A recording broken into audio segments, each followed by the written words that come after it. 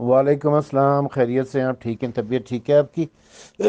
اچھا دیکھیں، یہ وضو جو ہے نا، اگر آپ نے فجر کے ٹائم پر وضو کیا ہے اور عشاء کی نماز بھی اسی میں پڑھی ہے، یعنی سارا دن آپ کا وضو قائم رہا ہے، یہ بہت اچھی بات ہے، بہت ہی اچھی بات ہے یہ کہ یہ سارا دن وضو میں رہتا ہے۔ اس سے نماز مکروہ نہیں ہو جاتی، بالکل مکروہ نہیں ہوتی، نہ وضو مکروہ ہوتا ہے نہ نماز مکروہ ہوتی ہے، آپ بالکل پڑھ سکتے ہیں اس کو۔ لیکن غور اس بات کے اوپر کریں کہ اللہ تعالیٰ نے یہ وضو کا حکم ہر نماز سے پہلے کیوں قرار دیا ہے؟ اس کی علت کیا ہے؟ اس کی سائنٹیفک جسٹیفیکیشن کیا ہے؟ کیا وجہ ہے کہ وضو کا کرنا واجب کیا ہے؟ واجب کیا ہے یہ کہ تم نے لازم؟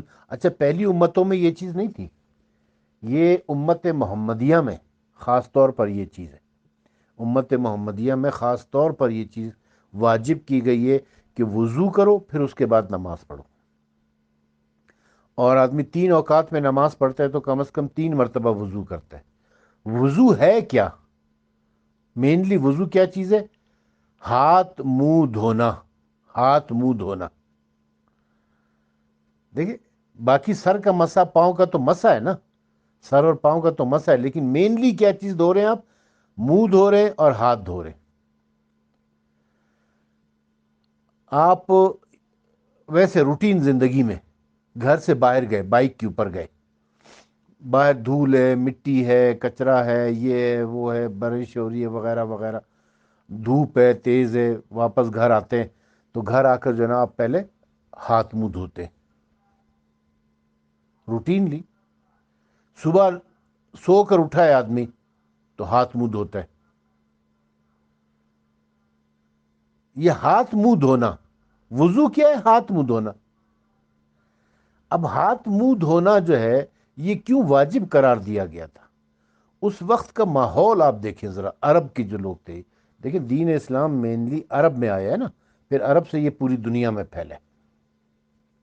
عرب کے لوگوں کے، مکے کے لوگوں کی، مدینے کے لوگوں کی حالت آپ دیکھ رہے ہیں۔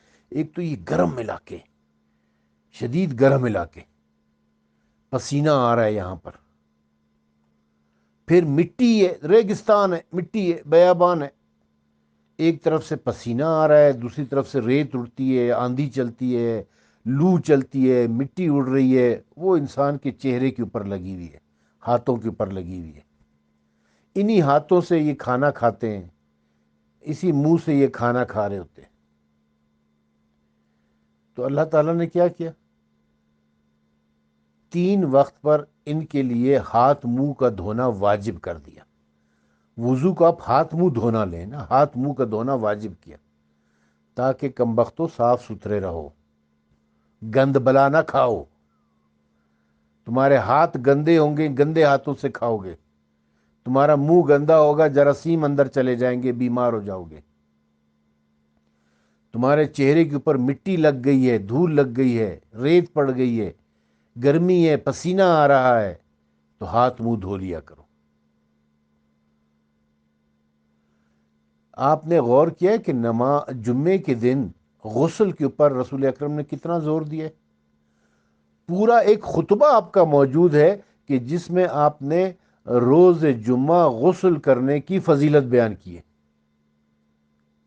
بس صرف یہ کہ واجب کا لفظ استعمال نہیں کیا، باقی اتنا زور دیا آپ نے کہ غسل کیا کرو، جمعے کے دن تو غسل کر لیا کرو، کم از کم جمعے کے دن تو غسل کر لیا کرو۔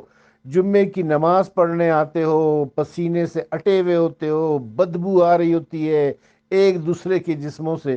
خود رسول اکرم تو بڑے نیٹ کلین صاف ستھرے آدمی ہوتے تھے نا، اور یہ سارے گندے مندے ایسے بدبودار، ہاتھ منہ نہیں دھوتے تھے، نہاتے نہیں تھے۔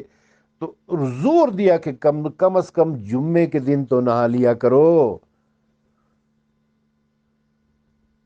3 دفعہ ہاتھ منہ دھو لیا کرو۔ سمجھ آ رہی ہے آپ کو؟ فلسفی سمجھ آ رہی ہے؟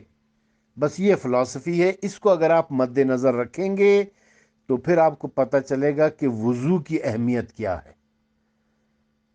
وضو کو کیوں واجب قرار دیا ہے اللہ تعالیٰ نے۔